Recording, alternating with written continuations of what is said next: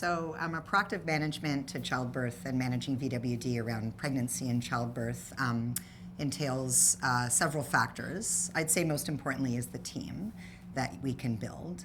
And I'll just use my own example. We have a multidisciplinary group, including an adult hematologist, an obstetrician, myself, a pediatric hematologist, and an anesthetist, as well as a nurse practitioner and some specialist nurses, and easy access to transfusion medicine and our coagulation lab. So this multidisciplinary team really works together to provide sort of family-centered, multidisciplinary care to either women who themselves have von Willebrand disease or their partners are affected by von Willebrand disease, and thus their fetus and ultimately newborn may be affected by von Willebrand disease.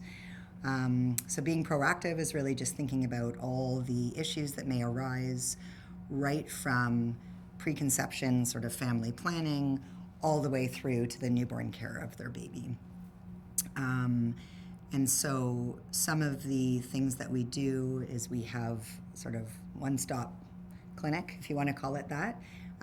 So a woman who's coming to our clinic pregnant, we also see non-pregnant patients, but for example, a woman who's coming to our clinic pregnant will come and see all 4 of the physicians in our clinic, and we each address our own niche.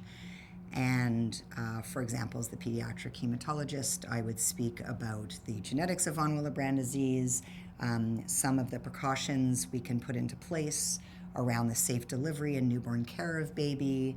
If baby were affected and it was severe, or the baby had a bleeding issue, how would we treat them? And really just to describe that process and demystify the process. Are we going to use the cord blood for testing at birth? Who would be called if there were issues, and so on.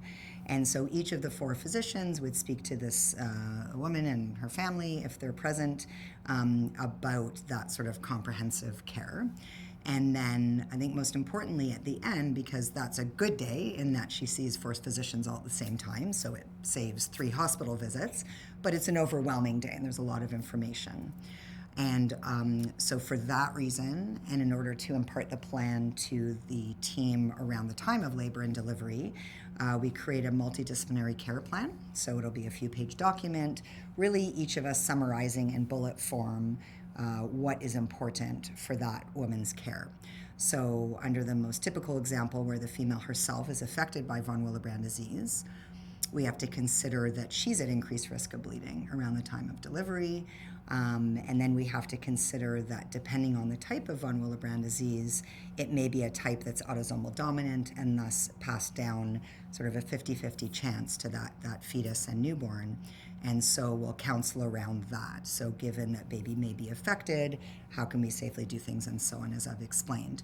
So we'll itemize that in that multidisciplinary plan. And we'll deliver that to the labor and delivery ward if she's delivering in our center, and provide a copy to the family as well via email. And then also importantly, if they're delivering outside of our center, provide a copy to the treating hospital as well. So that's an example of how we can provide proactive care and multidisciplinary care to ensure mom is safe, the family has the information that they need, and that the baby is safely born and well cared for at birth and diagnosed efficiently, or in the case perhaps it's ruled out, and that the baby's then referred to the center that they need for their treatment if they are affected. And other things, if a family chooses, if it's a baby boy and they choose to circumcise, there needs to be multidisciplinary care around that being done safely to ensure there's no extra bleeding, and follow-up ensues, and so on.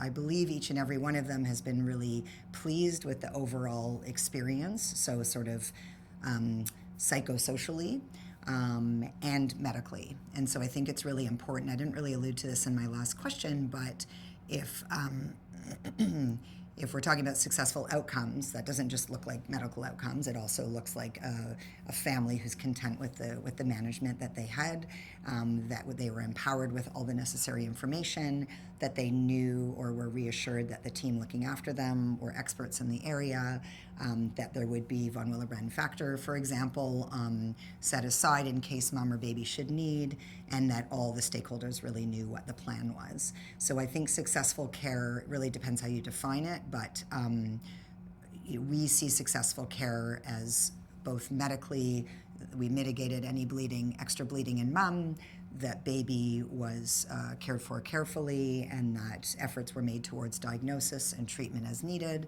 and that also that the family was just pleased with the information and the care that they received. So we have had some cases, for example, in severe von Willebrand disease, in type 3 von Willebrand disease, for example. Often that's a compound heterozygote situation where the baby may not be affected by type 3, but that we care for mom adequately. Or the flip side, if mom and dad are both found to be carriers for type 1 von Willebrand disease, they could have a baby with an outcome of type 3 von Willebrand disease, which can be quite severe.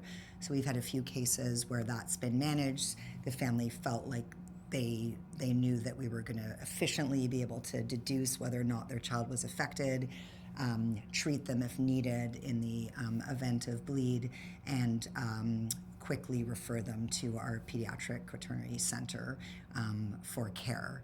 And so in a case like that, if the family feels aware, the mom's bleeding's under control, the baby is efficiently diagnosed and treated, I think I would probably describe that as a successful outcome. And I think it's important to also practice with humility. And obviously, we invented this clinic ourselves, and over the years there have been some learning points, maybe a miscommunication or something. And so I think success has to include always learning and trying to improve, and listening to the stakeholders, most importantly the patients and their families, to try to make any improvements as we go through. Providing a seamless experience as a healthcare provider for a pregnant woman and newborn with VWD would entail lots of steps. I think that diagnosis, we heard in some of our sessions today that the diagnosis of von Willebrand disease isn't always gleaned in a timely manner. So we want to make sure that the woman carrying the baby who may have von Willebrand disease and therefore be at risk for her own bleeding, or that her partner's been identified to have it and so the baby may be at risk, or both in the case of type 3.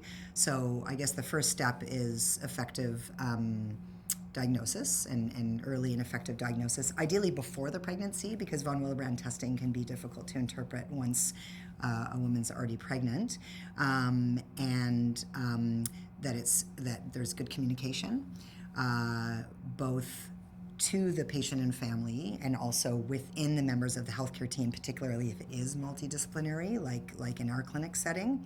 And also communication to an outside treating center if the woman's delivering elsewhere.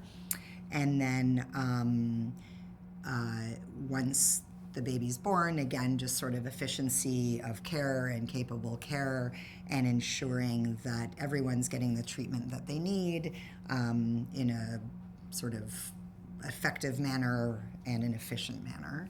And then circling back with the family, as I alluded to before, just making sure that the care was okay. Was there anything we can improve next time, just so that we can build on that as we care for other families that are affected by von Willebrand disease.